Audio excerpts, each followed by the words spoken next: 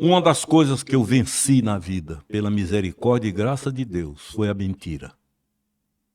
Mentira, não a mentira, digamos, óbvia, sutil, perigosa, que para muitos é até inteligência. Inclusive no púlpito, Sim. não é? Inclusive no púlpito. Outro dia adverti o jovem, não minta no púlpito. Não é? Em canto nenhum, mas principalmente no púlpito. Olá, reconciliados! Estamos aqui mais uma vez nessa mesa, mas antes de a gente começar o nosso podcast, eu queria agradecer a você que já assistiu o nosso primeiro podcast, que está nos incentivando, e agradecemos a todos vocês pela grande repercussão que a gente teve aí no nosso primeiro podcast. E eu queria começar falando aqui agora do nosso segundo convidado. Esse podcast está sendo muito especial. E eu queria começar trazendo aqui o currículo dele. Estamos aqui com ele, que é louco por futebol. Segundo ele, que estava me contando aqui, por qualquer time daqui do Recife, menos pelo esporte.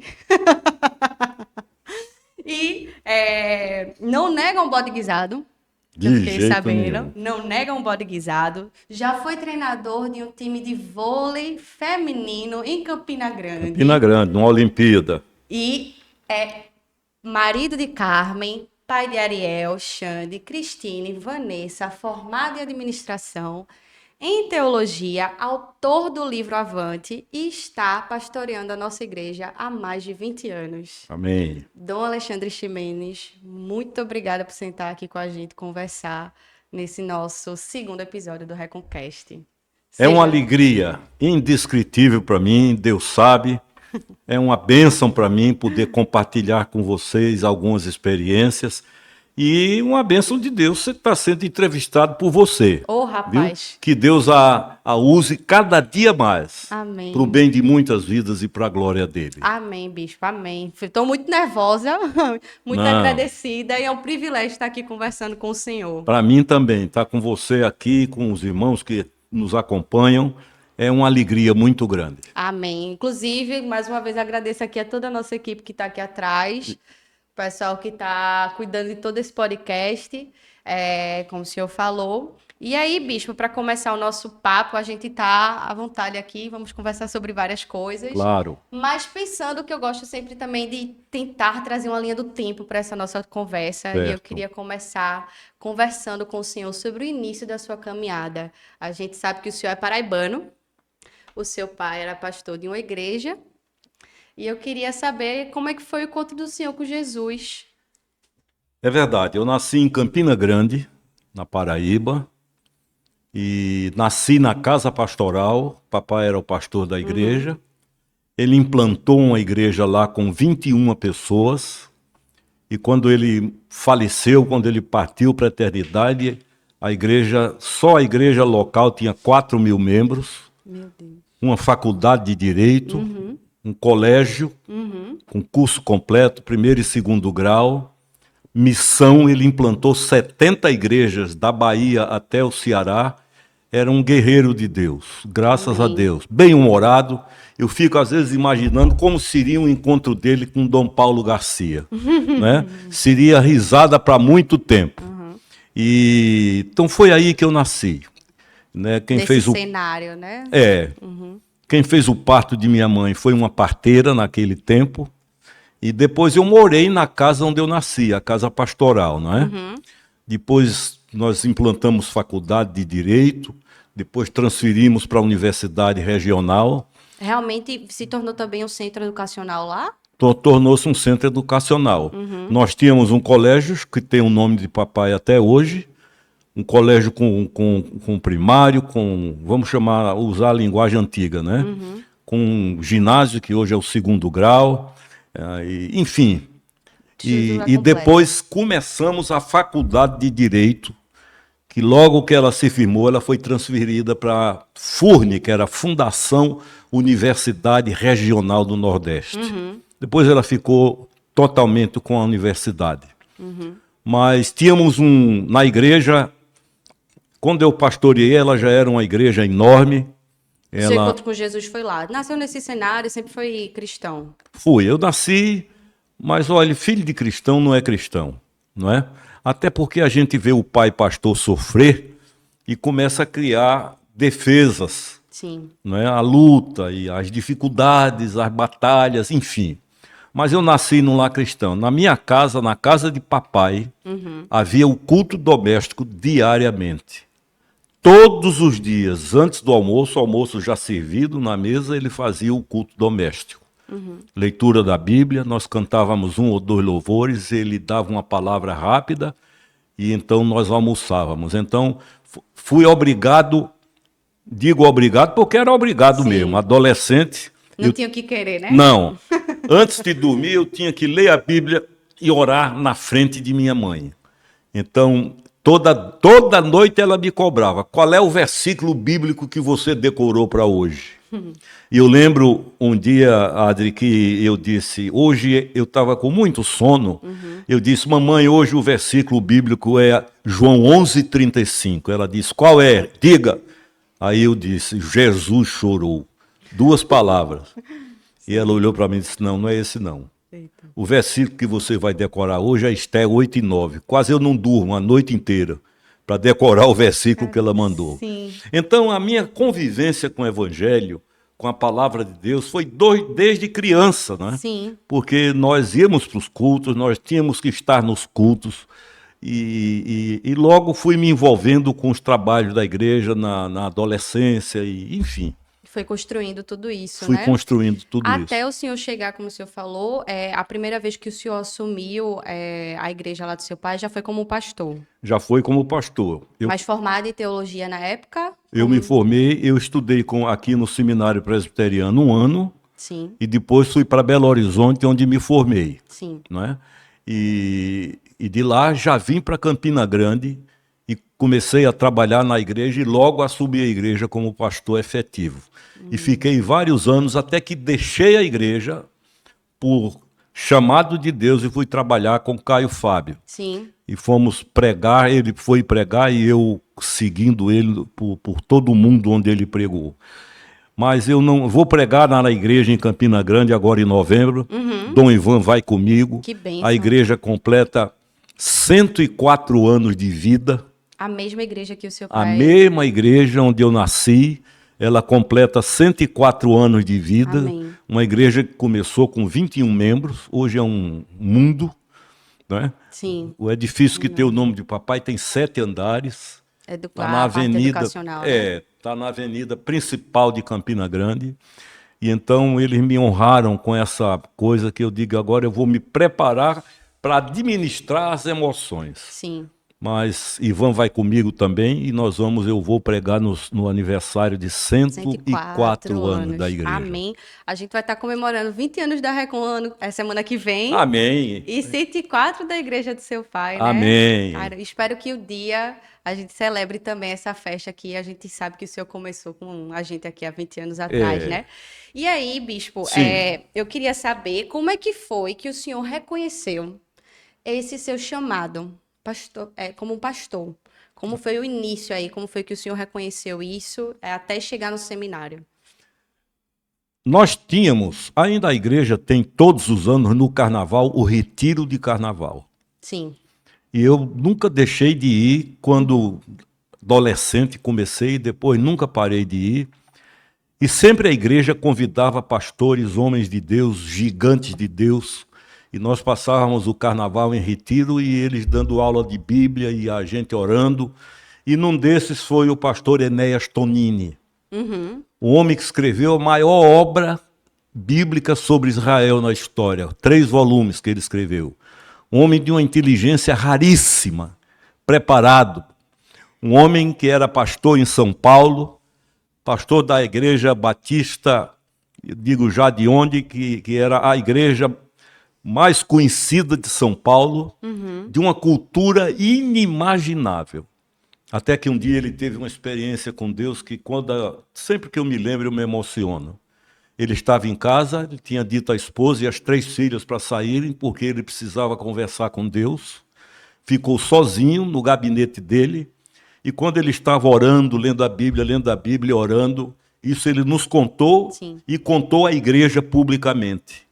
Ele ouviu a campainha tocar. Ele foi lá, abriu a porta e não era ninguém. Ele voltou, sentou, começou a orar, a ler a palavra de Deus e a campainha tocou a segunda vez. Sim. E ele foi lá, abriu a porta e não era ninguém. Ele disse, eu agora entendo. E quando a campainha tocou a terceira vez, ele disse, fala, Senhor, porque o teu servo ouve. Amém. Eu me arrepio. E ele nos contou, e isso depois entrou num livro, que ele ouviu a voz de Deus. Amém. Não foi interiormente, audivelmente. E Deus pediu 3 coisas a ele. A primeira coisa que Deus pediu a ele foi a direção do Colégio Batista de São Paulo, em Perdizes, que era da alta sociedade paulistana. Ele disse a mim, ele disse isso publicamente, num culto com mais de 2.000 pessoas. Sim. Também. E ele disse que lutou, que relutou, mas disse, eu te entrego.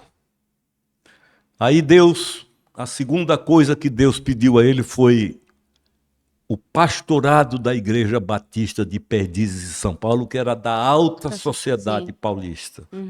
Ele disse que foi um tempo longo de luta, de lágrimas, mas ele disse, eu te entrego. E a terceira coisa que Deus pediu a ele foi a família. 3 filhas. E ele disse que foi uma luta com soluços. Mas finalmente ele disse, eu te entrego. Não era abandonar, era Sim. priorizar O ministério. o ministério. E ele disse, eu te entrego. Olha, esse homem para mim, ele partiu com 101 anos de idade. Eu o vi pregar. Foi a maior cabeça da igreja evangélica brasileira que eu conheci na minha vida. Culto, autor de muitos livros, preparado, simples, humilde. Uma vez eu fui pregar no interior da Bahia, em Vitória da Conquista, e me convidaram para ir a uma cidade ainda mais no interior, e de repente, quando eu olho, lá vem uma carroça puxada a cavalo e 3 homens em cima. Um era ele, tinha ido pregar, eu me arrepio. Porque eu dizia, pregar. como é que pode um homem desse com essa formação? Né? Mas era um servo de Deus, ungido de Deus. Amém. Viu? Então eu cresci desse ambiente. Daí vim para o seminário presbiteriano, estudei 1 ano, depois fui para Belo Horizonte e voltei para pastorei a igreja, como eu lhe disse, depois fui trabalhar com Caio Fábio, viajamos o mundo com ele pregando e... Como foi? Eu queria saber sobre isso, né? Faz parte aqui também do que que a gente quer ouvir do Senhor. Como foi esse primeiro contato com o Caio Fábio? Como foi que o senhor chegou a começar a trabalhar com o Caio Fábio? E como é que foi essa experiência de ter trabalhado com o Caio Fábio? Olha, eu não conhecia Caio Fábio. E ele veio pregar, pregou em Recife, pregou em Salvador, pregou em vários lugares. E foi convidado para pregar em João Pessoa, na igreja de um santo homem de Deus que já partiu, o reverendo Jonatas Ferreira Catão. E aí eu digo, eu vou lá. E foi lá na igreja que eu conheci. E aí eu convidei para ir a Campina Grande pregar na minha igreja. Sim. E ele me disse, olha, eu estou muito ocupado, eu só tenho uma chance de ir. É na segunda-feira de manhã. Imagine fazer um culto numa segunda de manhã. Mas nós tínhamos na igreja, meu pai implantou e até hoje existe um culto chamado culto matutino diariamente, que é um culto de oração que começa às 5 da manhã. E tem gente lá. Muita. E aí eu disse, você vai? Ele disse, vou. Ele foi, a igreja estava lotada. A igreja, ela comporta 3.000 pessoas sentadas. A igreja lotou.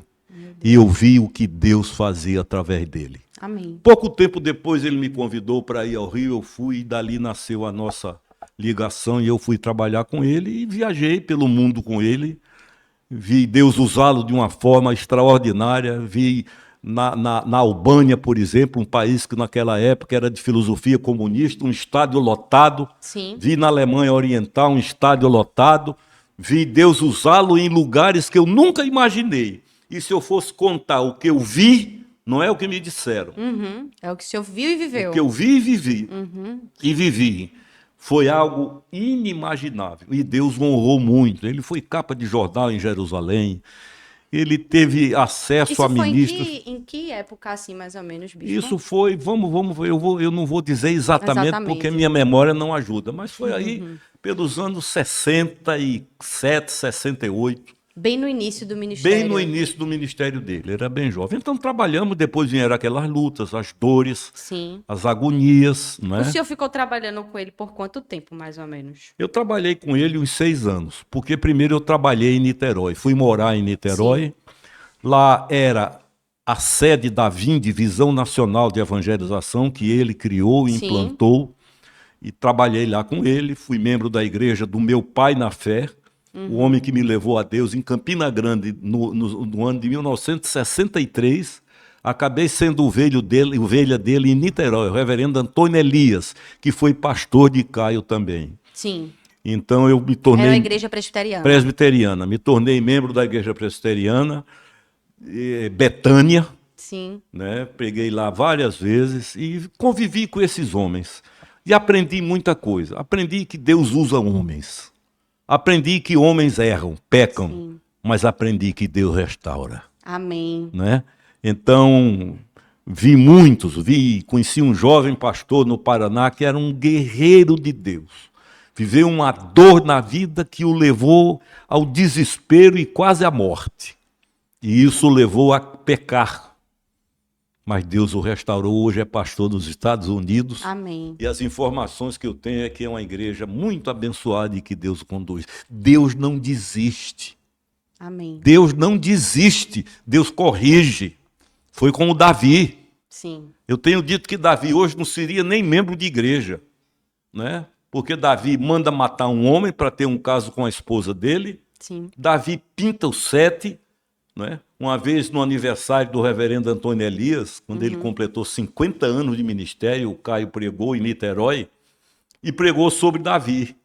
E quando acabou o culto, nós fomos para a porta da igreja, esse hábito, e estava lá, nós estávamos cumprimentando o povo, e uma senhora disse: pastor, eu amei o sermão do senhor, mas uma coisa eu discordo. Pois não, minha filha. Disse: o que é? O senhor comparou o reverendo Antônio Elias a Davi. Davi era um santo, um salmista, um homem de Deus, um rei. Quando ela acabou, ele disse: a senhora tem razão. Eu não devia ter comparado o reverendo Antônio Elias a Davi, porque o reverendo Antônio Elias é muito melhor do que Davi. E começou a dar o currículo de Davi. Sim. Né? Matou um para ter um adultério. Né? Tudo O histórico irmão errado. estuprou a irmã. Um irmão matou um irmão. Foi a família mais desastrada da Bíblia. Né? Saul, do ponto de vista do comportamento e da visão externa do povo, era um Era o perfeito. crente. Mas Deus diz, eu estou arrepiado, me Não, perdoe, viu? Não, fique à vontade. Deus diz, eu não vejo como vê o homem, Amém. porque o homem vê a aparência, eu vejo o coração. Amém. E Davi foi o maior rei de toda a história de Israel. Amém. Um homem segundo o coração de Deus. Então, eu convivi com o Caio muito tempo e reconheço, é o que eu tenho dito. Sim. Errou, errou. Pecou, pecou. Não pode dizer que não pecou. Agora, dizer acabou, não pode também. Isso não vem da gente, né? Não, porque Deus restaura. Agora, ô bispo, o senhor falando sobre isso, sobre a restauração, e até a gente como comunidade cristã, a gente vê muito as pessoas desacreditando uma da outra, né? E eu queria saber qual foi o maior aprendizado que o senhor teve em não desacreditar das pessoas. E eu vou falar também sobre isso porque a nossa catedral, a nossa igreja, o nome é Catedral da Reconciliação. Amém. Eu me converti aqui. Opa, que maravilha. Eu me converti aqui, o Senhor me encontrou aqui, e eu só não fiquei, continuei aqui também, porque as pessoas nunca apontavam diretamente meu erro, as pessoas me acolhiam. E eu acredito que isso vem muito também de um reflexo da liderança do Senhor, justamente pelo que a gente está conversando aqui. Mas o Senhor tem anos de ministério, a gente comemorou 50 anos do seu ministério Pois um é. dia desse, e eu queria saber quais foram as dificuldades que o Senhor precisou enfrentar para enxergar o Evangelho dessa forma tão pura, com o coração gracioso diante de Deus também, olhando para as pessoas, né? Eu tive um primeiro momento com meu pai.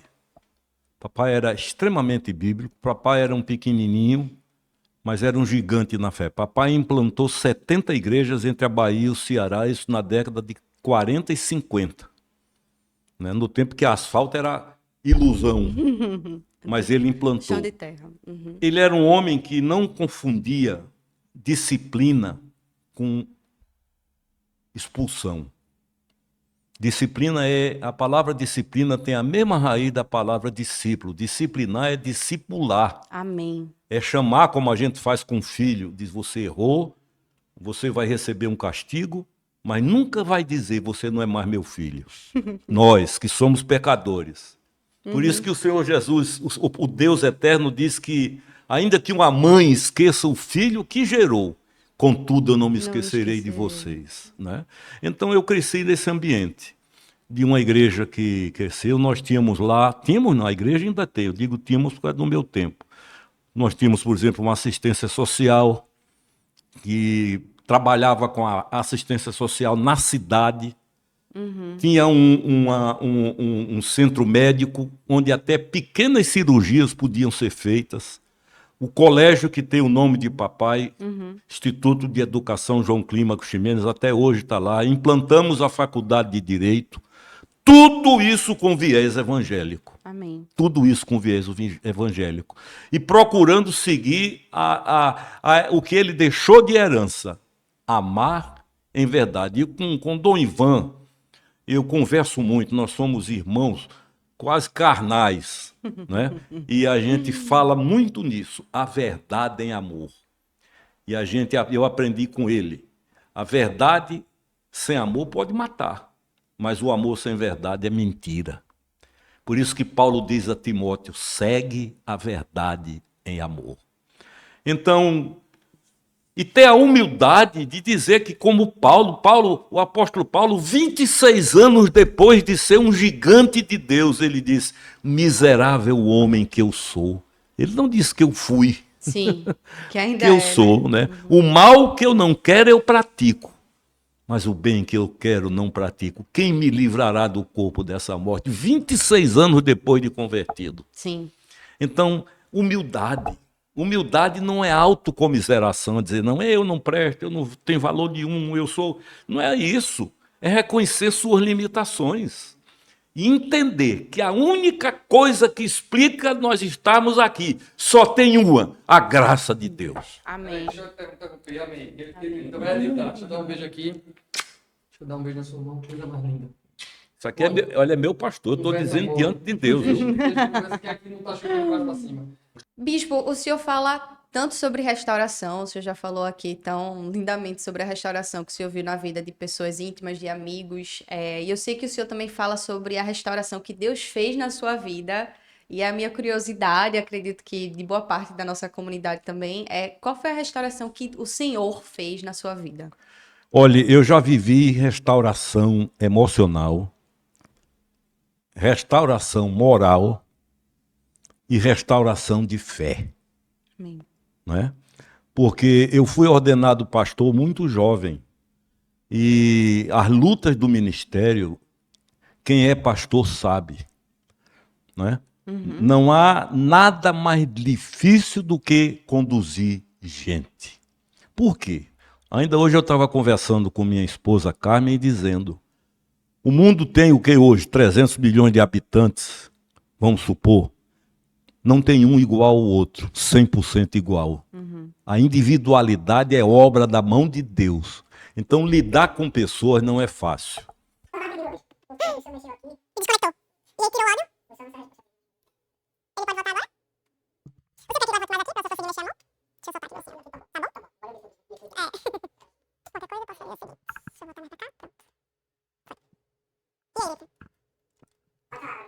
Deus me restaurou. Deus me restaurou. Eu estou preparando um testemunho que vou dar na igreja. Vou combinar com o Ivan. Eu vou contar com detalhes para mostrar que não há desespero nem causa perdida quando Deus está na causa. Amém. Né? Deus restaura. E lhe digo mais, como me disse uma vez lá em Portugal, um amigo, o segundo vinho é melhor do que o primeiro. Né? Então, porque você fica apto, prática e não teoricamente, para socorrer, para ajudar, para dizer, tem jeito, vamos aqui, estamos juntos. E qual foi o momento assim que o senhor percebeu que Deus estava restaurando o senhor? Foi depois de alguma dificuldade? Foi. Ou foi depois de algo específico que aconteceu na sua vida? Depois de erros, de pecados, porque não adianta querer viver o teatro de que eu não erro. Erra. Não são 99% das pessoas, vamos falar de cristãos, Sim. que pecam, é 100%. Todos nós pecamos, todos pecaram e destituídos estão da glória de Deus. Se fosse por não ter pecado, nenhum de nós estaria onde nós estamos hoje. Agora, o que nós precisamos é aprender a confessar. Eu conversando uma vez com um psiquiatra aqui da igreja, Vicente Filizola, perguntei a ele qual a relação entre a confissão e a psicoterapia. Ele disse: total. Você vai a um psiquiatra, rasga o coração, e Vicente ainda me disse com toda a condição de psiquiatra. Ele disse: eu garanto ao senhor que se as pessoas internadas em clínicas psiquiátricas confessassem os seus erros, 40%, 50% teria alta. Então, eu aprendi a confessar. Agora, você tem que saber a quem confessa. Né? Primeiro a Deus. Ah, mas Deus já sabe. Sabe, mas a confissão não é para ele saber. É para me curar. Sim. Né? E a outras pessoas, porque você aprende a compartilhar as dores da vida. Eu acho que o senhor falou sobre isso, é um ponto importante. A gente às vezes olha para o senhor como bispo, hoje também nosso bispo Ivan, e a gente acha que vocês não têm pecado, né? Mas Muita olha, gente vê assim como se não houvesse uma santidade e não tivesse essa confissão de pecados, o que na verdade existe, né, bispo?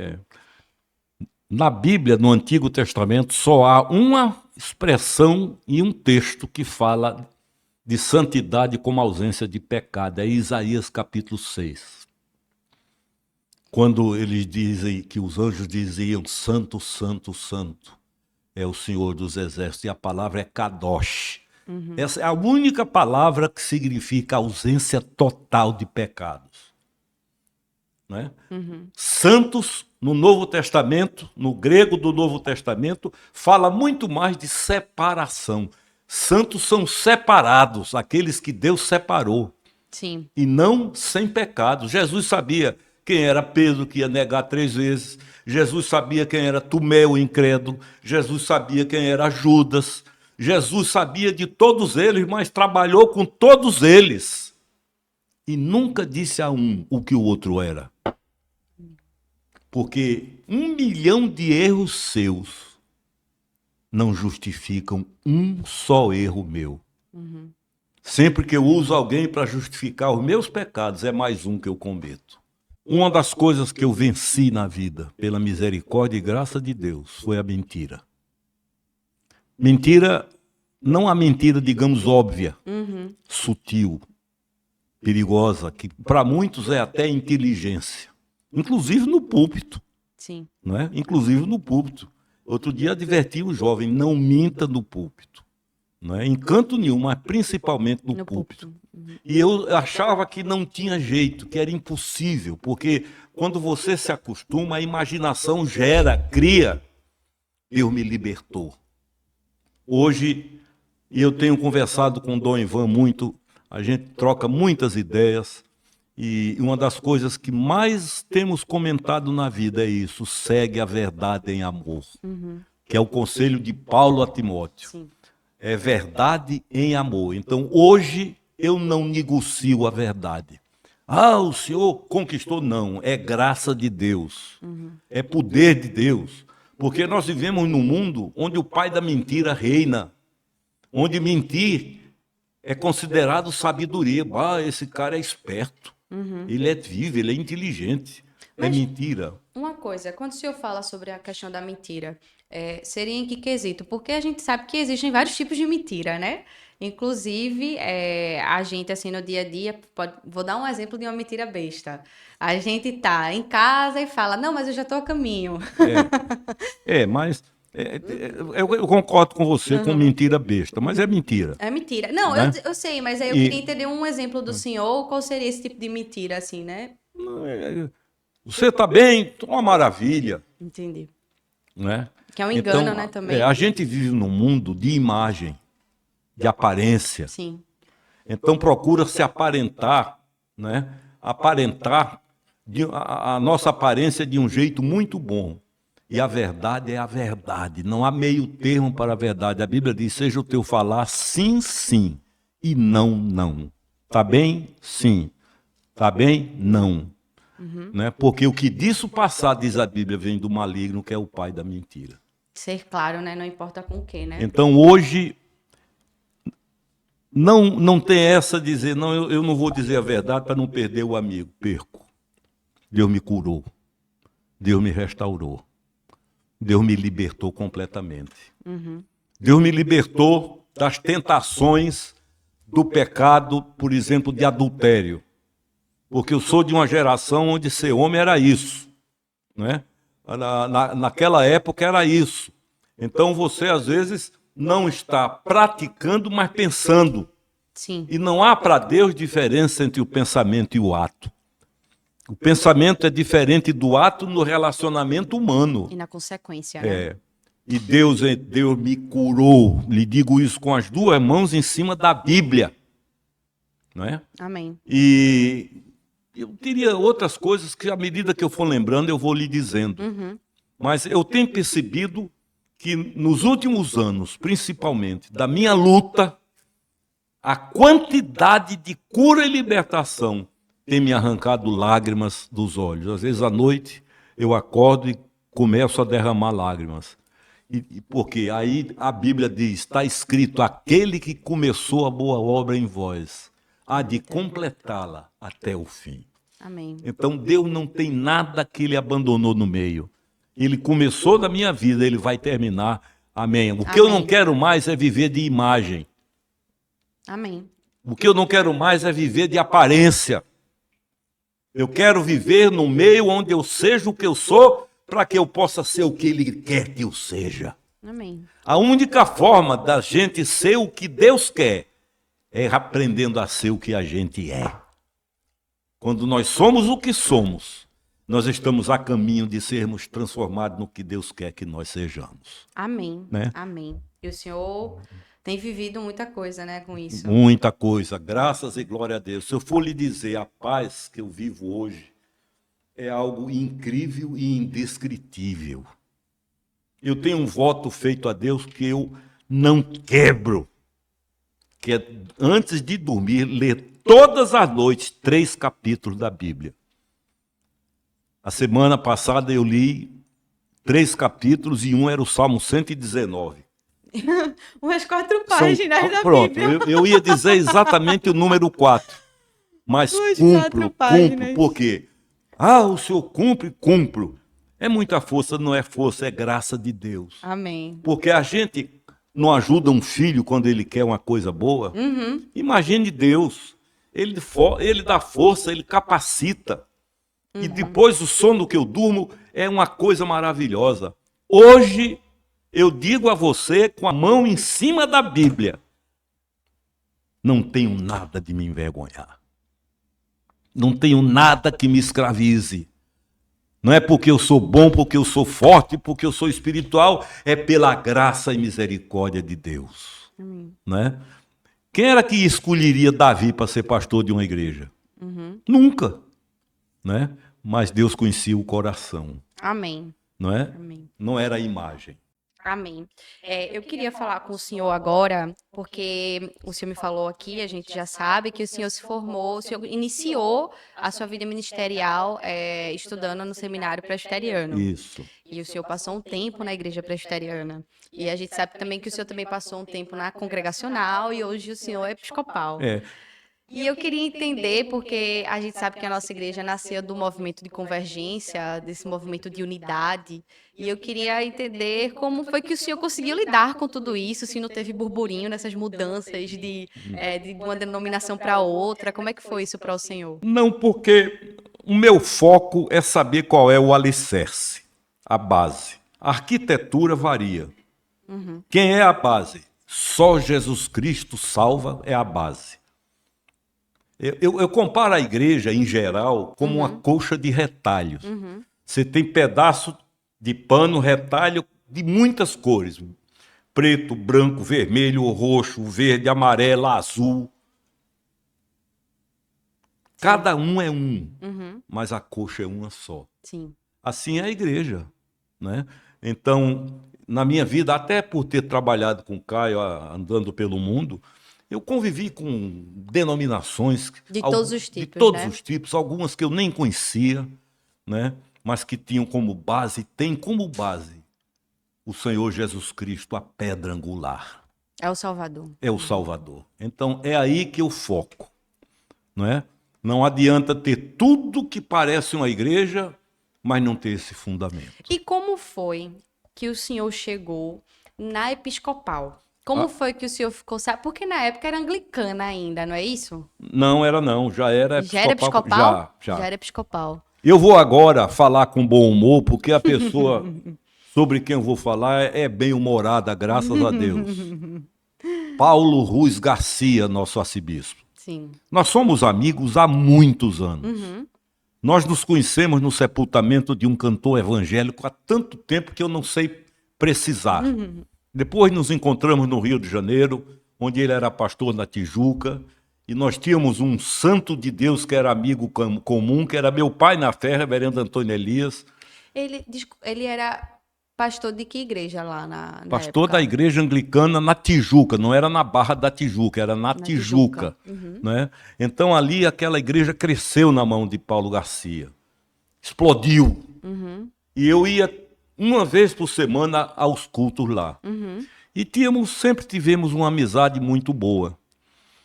Quando eu estava pastoreando em Maceió, né, e achava que não ia sair nunca mais de Maceió, ele então me convidou. O senhor lá estava pastoreando a igreja A Igreja Batista Betel. Batista. Eu nunca liguei para denominação. Eu quero saber o alicerce.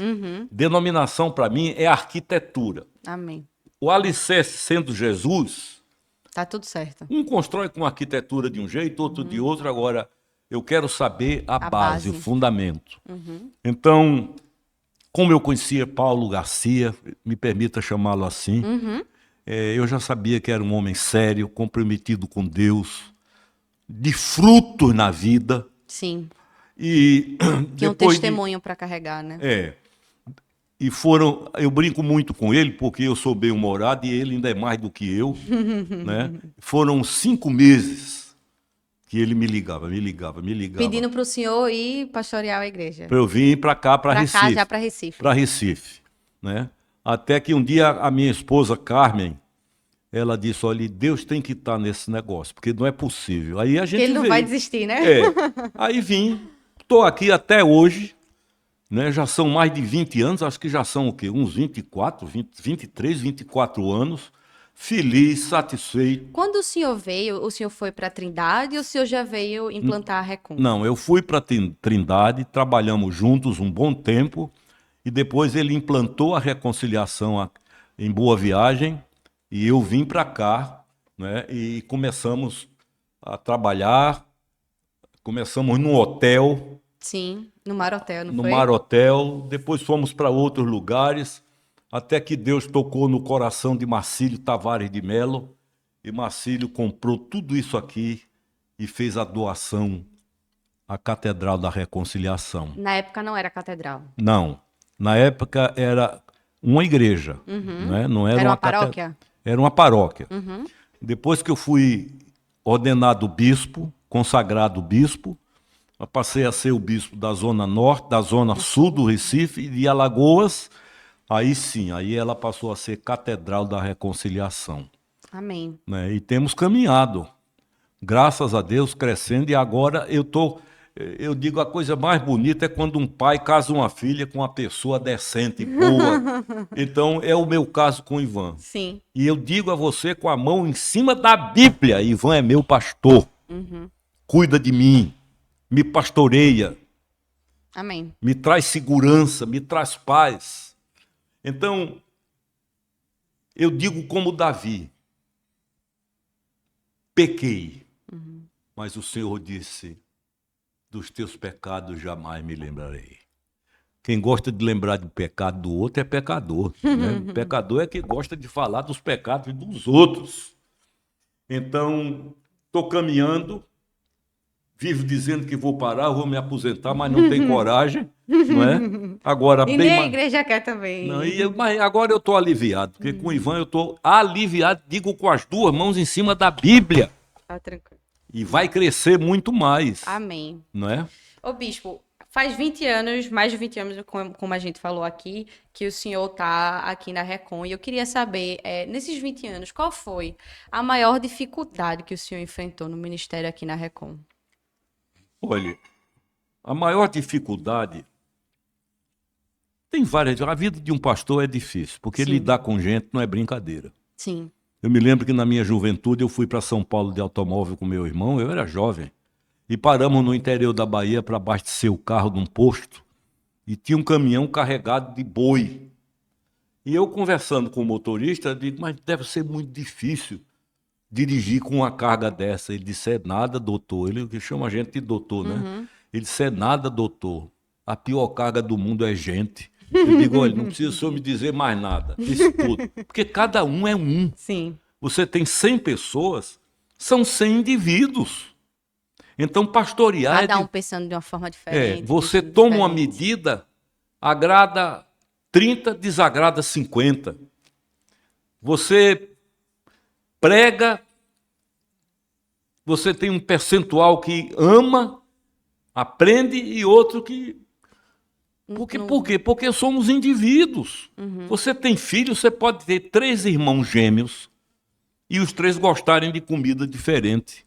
Porque Deus nos criou indivíduos. Sim. Então a dificuldade de conduzir gente, de pastorear a igreja, reside muito nisso aí. Mas Deus vai, a misericórdia de Deus. E nós temos que entender, e a igreja entender, que pastor é pecador dirigindo o pecador. Sim. Não é santo. A palavra santo, kadosh, como eu lhe disse, se aplica a Deus. Para nós, a palavra no Novo Testamento significa separados, chamados para um trabalho no reino de Deus. Amém. Não é? Amém. E o senhor falando sobre isso, dessas dificuldades de lidar com gente, né? E mesmo assim, a gente tem aqui dentro da Recon, não, eu vou falar a cultura, mas não sei se seria exatamente esse o termo que eu poderia usar, de abraçar, de acolher as pessoas. É verdade, é E verdade. eu queria que o senhor falasse um pouco sobre isso, né? Como foi que o senhor aprendeu isso, de forma prática, assim, a acolher as pessoas, né? Porque a gente aqui, por exemplo, a gente, diferente do presbiteriano, a gente não disciplina publicamente uma Não, pessoa, não, né? não, A gente não. tem mais esse cuidado de exortar, de tratar, de puxar para junto. Eu me pergunto, eu fundamentei isso na minha vida, quando eu me perguntei por que Jesus não disciplinou Judas, não excluiu.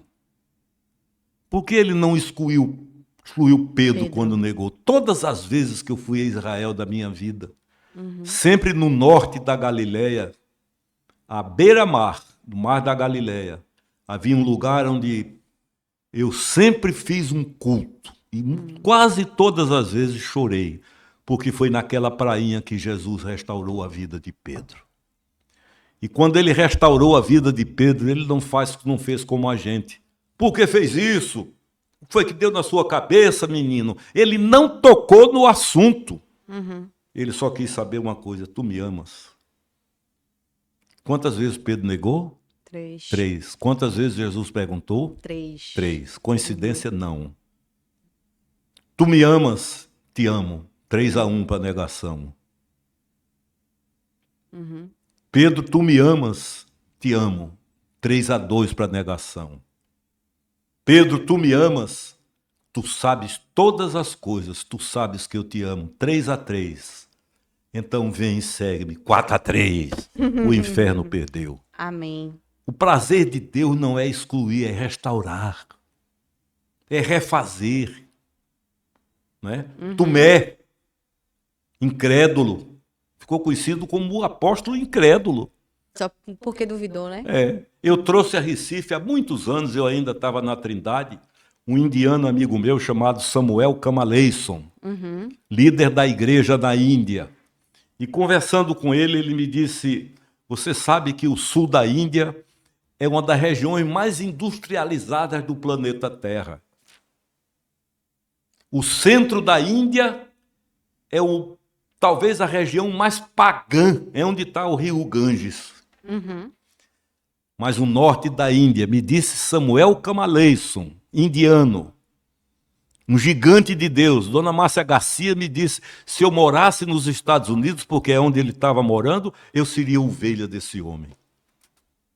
Ele disse, mas o norte da Índia tem uma das igrejas mais poderosas do planeta Terra. Até hoje. Uhum. E eu digo, o norte da Índia? Ele disse, é. E olhou para mim e disse, você sabe quem implantou essa igreja? Eu digo, não tenho a menor ideia. Ele disse, Tomé, o incrédulo. Amém. Porque Deus restaurou. Amém. Como é que pode Uhum. uma mulher que era prostituta nas muralhas de Jerusalém estar na genealogia de Cristo? Porque Deus restaura, né? Porque Deus restaura. Amém, amém. E é exatamente isso que eu vejo que a gente faz aqui na nossa igreja, né? A gente busca acolher as pessoas, tratar elas e levar elas à reconciliação, né? É. Com o Senhor, restaurá-las, né? Então, eu acho isso muito bonito que a gente faz aqui. E eu acredito que isso já está dentro da cultura, né? Da Da cultura. Reponda, É para isso que a intrínseco. gente está aí. E o testemunho é poderoso que a gente pode dar. Aham. Márcio Valadão, pastor da Igreja Batista de Lagoinha. O senhor estudou com ele, não foi Estudei isso? com ele, nos formamos na mesma turma. Uhum. Eu era muito amigo, nós tínhamos intimidade, tomávamos o cafezinho junto nos intervalos. E a gente dizia, como é que Márcio vai ser pastor, meu Deus? Márcio não fala, Márcio está aí o resultado. Ele não falava, bispo? Não, ele falava muito, muito assim, Quietinho. tímido, Aham. quietinho. Como é que Márcio vai ser um pregador? Está aí o resultado. Sim. Márcio implantou igrejas em 136 países. Lagoinha é a maior igreja evangélica do Brasil e da América Latina. Sim. Os filhos no ministério. Sim. Uma vida vitoriosa. Márcio criou um ministério quando a gente estudava em Belo Horizonte de evangelizar prostitutas. Eles eram 5, eles saíam, conversavam com as prostitutas na rua, acertavam o programa, pagavam, Sim. subiam para o quarto, chegavam lá, eles diziam a elas, nós queremos falar de outro amor. Pregavam. Eu me arrepio. E quando eles diziam isso, elas se assustavam e eles falavam o evangelho. Eles perderam a conta das que entregaram a vida a Cristo e muitas são missionárias. Amém. Amém. Então é isso. Os improváveis de Deus, Os né? improváveis. Erros não devem ser cometidos. Pecado é pecado. Mas quando são perdoados, Deus esquece. E restaura. E restaura e passa a ser testemunho. Amém. Os meus erros se transformaram em testemunho. Hoje eu aconselho pastores. Eles sabem, eu digo, vocês não estão falando com um juiz. Vocês estão falando com um irmão que errou como vocês. Então, edifica. Traz coragem, diz, é possível, eu acredito. Eu já ouvi confissões estarrecedoras de pastores. Aqui. Então é isso. Amém.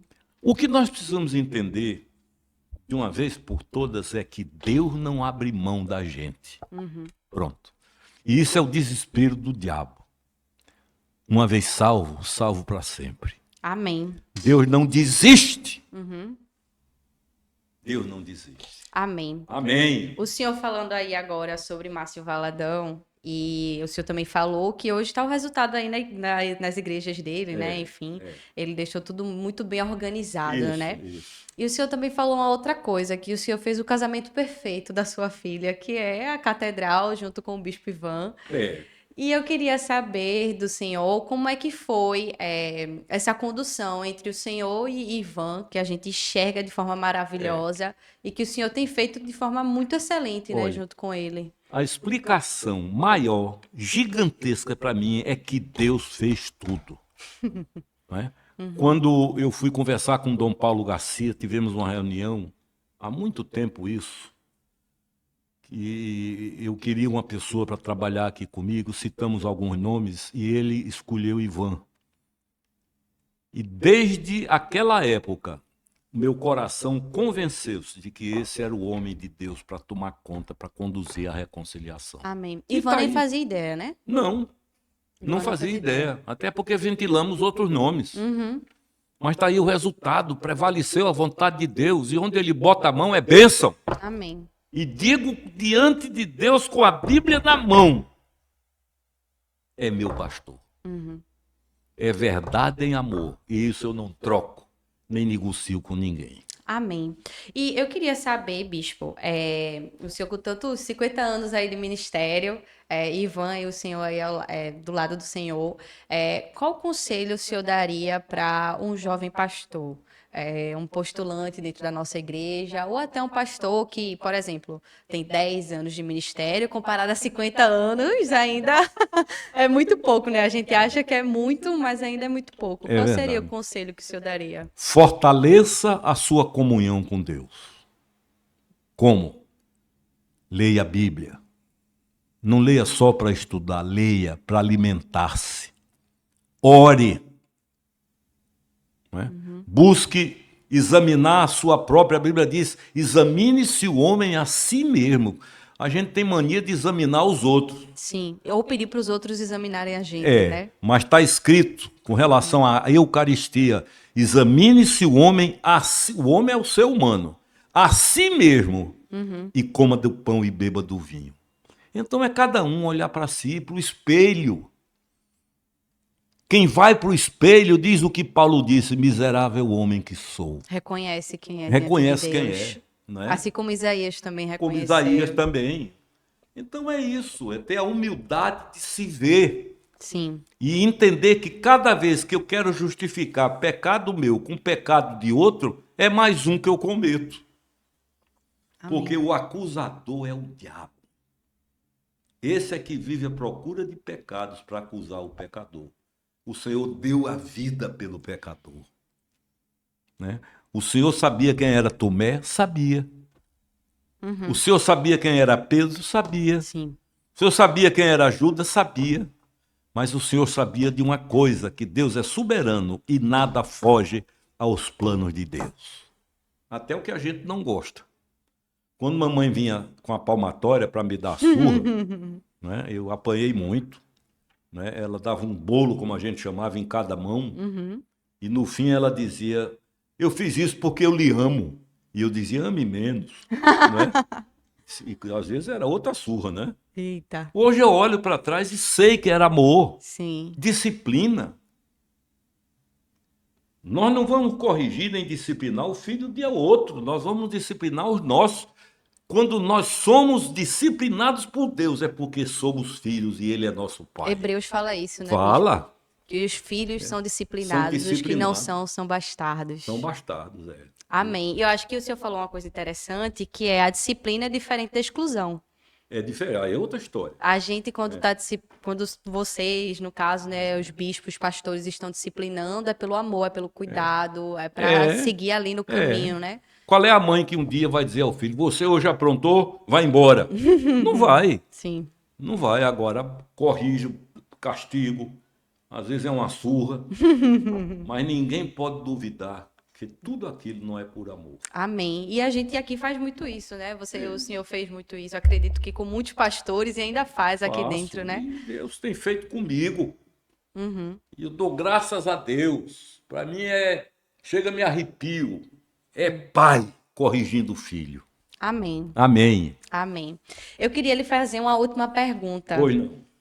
Sobre o seu ministério. A gente estava conversando aqui antes de começar o podcast. Eu queria saber se o senhor se arrepende de ter dedicado toda uma vida, porque o senhor dedicou uma vida A ao vida. ministério. Assim como o senhor falou do seu pai, da sua mãe. Eu sei que conheço os seus 2 filhos mais novos, eles estão aqui, né, na igreja. Mas eu sei que o senhor, assim como o senhor falou do seu pai na fé, né, aqui, que ele precisou abrir mão de várias coisas, eu acredito que o senhor também precisou abrir mão de muitas coisas. E eu queria saber se o senhor se arrepende. Qual é a sua De jeito história nenhum. nisso? Do que eu abri conscientemente, não. Me arrependo porque o ministério é para se dar a vida. O ministério não é me permito usar uma expressão popular, não é um quebra-galho. Não é uma coisa que eu faço porque está sobrando tempo. É a vida. Né? Um testemunho que eu esqueci de lhe dar foi do meu casamento com Carmen. Sim. Né? quando eu conheci Carmen, Carmen cantava na noite. Uhum.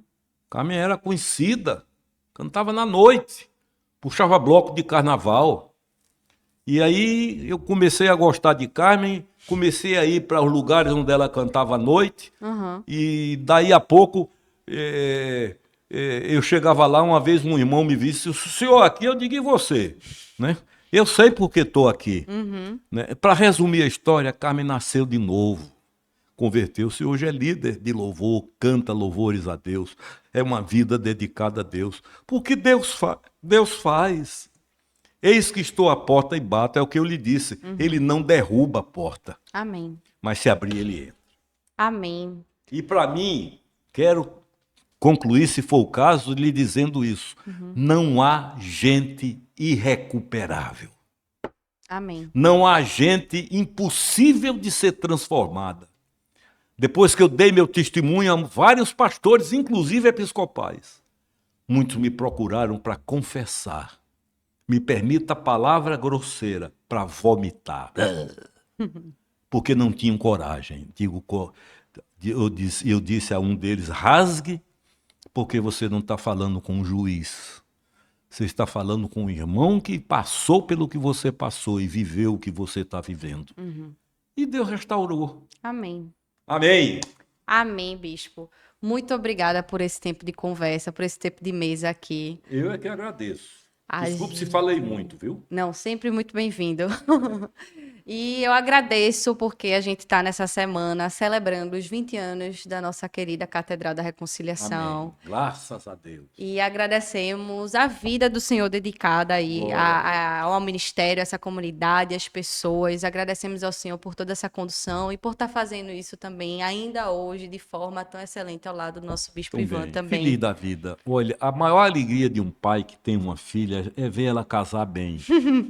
No meu caso com o Ivan, é a igreja. Amém. Tranquilo. Para mim, às vezes eu digo, meu Deus, eu devia ter me preparado para isso. Mas não tenho, eu não sinto necessidade de preparo, de previsão, não sinto de nada. Porque a minha confiança, eu digo com as duas mãos em cima da Bíblia, nele, é de 100%. É meu pastor, isso não é para agradar, não.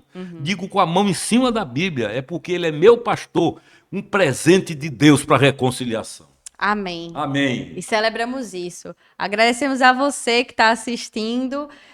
Convido você aqui a comentar, dizer o que você achou. E mais uma vez agradecemos ao nosso bispo, Dom Alexandre Ximenes, pela preciosíssima conversa que tivemos Estou à aqui. disposição, viu? Muito obrigada, Conte bispo. comigo e continue. Amém. É muito importante. Amém.